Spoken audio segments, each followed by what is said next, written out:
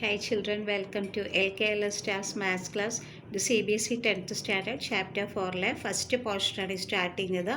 Quadratic equation ആണ്. എന്താണ് quadratic equation എന്ന് പറഞ്ഞാൽ നമുക്കൊരു ഇക്വേഷൻ കിട്ടുമ്പോൾ അതിൻ്റെ എക്സിൻ്റെ പവർ സെക്കൻഡ് ആണെന്നുണ്ടെങ്കിൽ 2 ആണെന്നുണ്ടെങ്കിൽ അതെന്താണ്? അതൊരു ക്വാഡ്രാറ്റിക് ഇക്വേഷൻ ആണ്. ലീനിയർ പെയറിൽ പഠിച്ചപ്പോൾ എന്താണ് അതിൻ്റെ പവർ വരിക 1 ആണ്. അതുപോലെ ക്വാഡ്രാറ്റിക് ഇക്വേഷനിലെ എക്സിൻ്റെ ഹയസ്റ്റ് പവർ 2 ആയിരിക്കും. ഇതിനെ നമ്മൾ എന്ത് പറയും?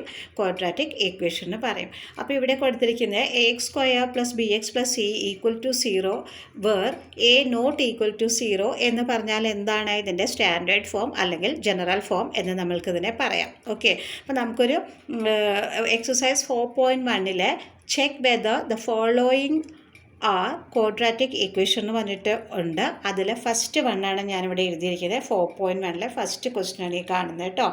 x + 1² = 2 × x - 3. ഇതാണ് നമ്മൾ ചെയ്യാൻ പോണ ക്വസ്റ്റ്യൻ. അപ്പോൾ നിങ്ങൾ ഈ ക്വസ്റ്റ്യൻ സോൾവ് ചെയ്യാന്നത് ഇതിനെ ശ്രദ്ധിച്ചൊന്ന് നോക്കുക. x + 1² എന്ന് പറയുന്നത് ഈ ഒരു ഐഡൻറ്റിറ്റിയിലാണ് അല്ലേ. a + b² = a² + 2ab + b². ഇതായിരിക്കും. ആ ഒരു ഐഡൻറ്റിറ്റിയിലാണ് നമ്മളിതിനെ എക്സ്പാൻഡ് ചെയ്തെടുക്കേണ്ടത്. ക്ലിയർ ആയില്ലേ?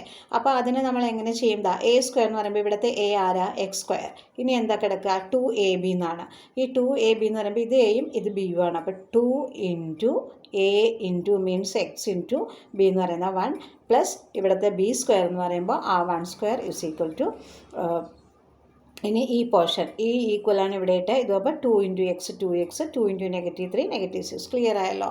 ഇനി നോക്കുക ഇവിടെ x² ഇവിടെ എന്താ ചെയ്യുക? ഇതെല്ലാം കൂടി ഇൻറ്റു ചെയ്ത് 2 × x × 1 2x പ്ലസ് ഇത് വന്നപ്പോൾ 1² = ഇത് തന്നെ എടുത്ത് എഴുതുക.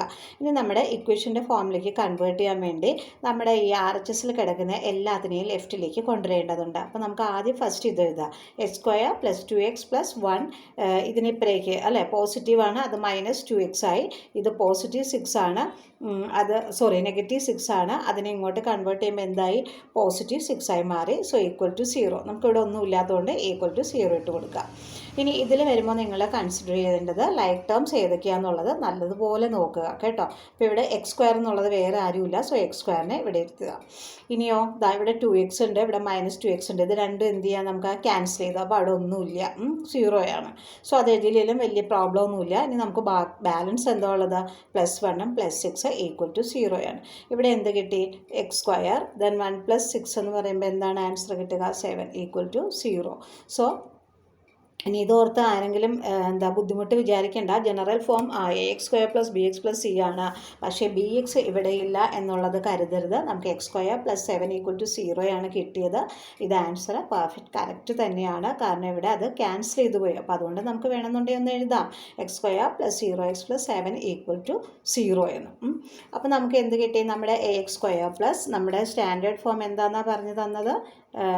ax² + bx + c = 0. അപ്പോൾ അതേ ഫോമിലേക്ക് നമ്മുടെ ഇത് കൺവേർട്ട് ചെയ്തെടുത്തില്ലേ? അപ്പോൾ നമുക്ക് ലാസ്റ്റ് എങ്ങനെ എഴുതാം? Hence the given equation is in the form of quadratic equation. Clear ആയല്ലോ കുട്ടികളെ?